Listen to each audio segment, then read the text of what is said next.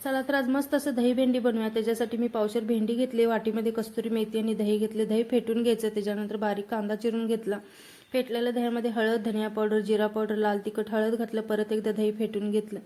कढईमध्ये तेल गरम केलं, त्याच्यामध्ये ना चिरलेली भेंडी टाकायची। वरतून थोडंसं धनिया पावडर, हळद आणि लाल तिखट टाकलं आणि भेंडीला डाग पडूपर्यंत छान अशी भेंडी भाजून घ्यायची। भाजलेली भेंडी प्लेटीमध्ये काढून घ्यायचं। परत कढईमध्ये त्यात तेल टाकायचं, जिरं तडका टाकायचं।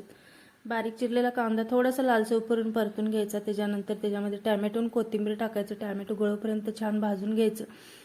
टॅमॅटो भाजल्यानंतर ना त्याच्यामध्ये फेटलेले दही टाकायचं, थोडंसं नमक टाकायचं। माझ्याकडून नमक टाकायचं स्किप झाले तर तेल सुटूपर्यंत दही परतून घ्यायचं। वरतून कस्तुरी मेथी टाकायची, भेंडी टाकायची भाजलेली, सगळं व्यवस्थित मिक्स करून घ्यायचं।